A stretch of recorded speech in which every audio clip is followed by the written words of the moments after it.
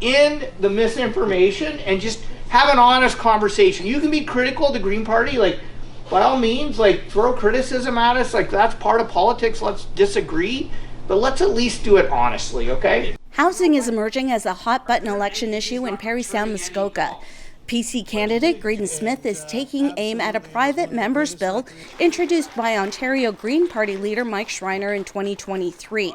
It would require municipalities to authorize multi-unit residential buildings of up to 4 stories. Schreiner addressed the issue at a community breakfast hosted by Green Party candidate Matt Richter in Burkes Falls over the weekend. We would also legalize fourplexes, which are very common in communities large and small across Ontario. I can't tell you especially how many seniors in rural communities have told me, I would love to be able to downsize into a fourplex with 4 other seniors and have an affordable home, and then a young family can buy my single family home.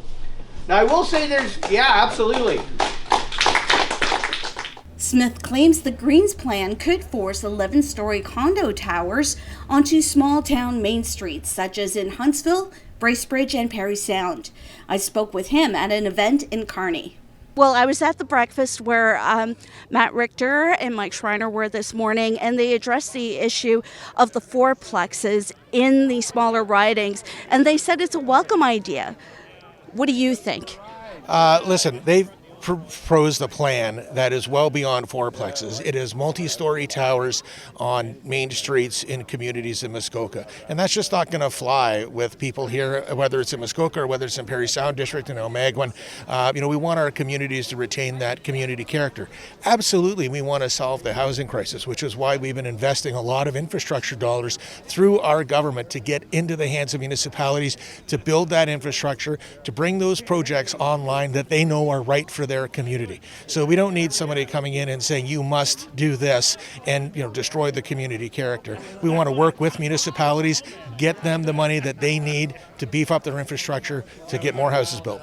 On Monday, Matt Richter issued a statement saying their latest false claim is that the Greens want to force 11-story towers onto small-town main streets. Nothing could be further from the truth. In fact, the policy only applies to major streets in large urban centers with a population of 100,000 or more. Clearly, this housing policy does not apply to anywhere in Parry Sound, Muskoka. To suggest otherwise is not only irresponsible, it's inexcusable. It doesn't make sense in Burkes Falls. We're not going to legalize that in Burkes Falls.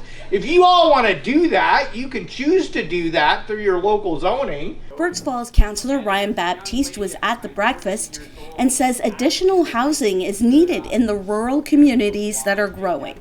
I don't see it as a bad idea. I guess, like everything, if it's done in moderation and it's done in the right spot in town and we're able to accommodate it, housing is housing. To a lesser, I guess, to a certain extent.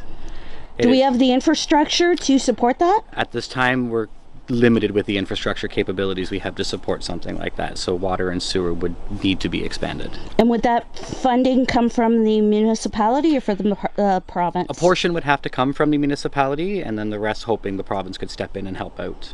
The municipalities currently cannot afford the infrastructure to support this kind of building. Will it cost taxpayers money should this go forward? Well, I think when you look at their plan, it's just unworkable in so many different ways. And so what I want to focus on, and what I've always focused on as a former municipal leader, is what is the thing that is going to make the difference for a municipality to enable the houses to be built. And that's why we called it the Housing Enabling Water System Stream. It is infrastructure dollars that gets into the hands of municipalities, again, to allow them to make the choices about what's best for their community. Smith was recently in Parry Sound to announce an over $14 million investment through the Housing Enabling Water Systems Fund into water infrastructure projects in Parry Sound and McDougall. The initiative would enable the building of close to 2,500 new housing units. Schreiner says his bill simply would not impact communities who can't afford it. And my bill also says that if the community doesn't have the infrastructure in place to handle 6 to 11-story buildings, it doesn't apply either.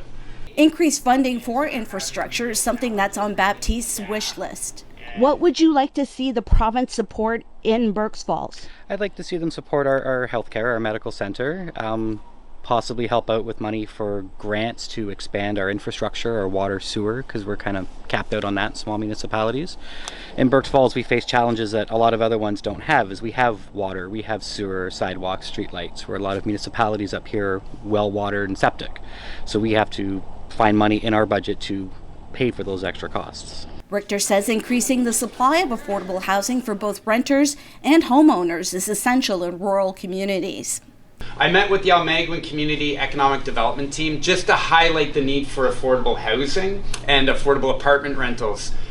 One of the staff with the Almaguin Community Economic Development Team wants to live in Almaguin, here in Burk's Falls, somewhere nearby. She is living in Aurelia. That just shows how strange and unfortunate the situation really has become. So all of these measures that we're putting forward, aggressively going after making sure there's supply so we can call Burk's Falls home for future generations.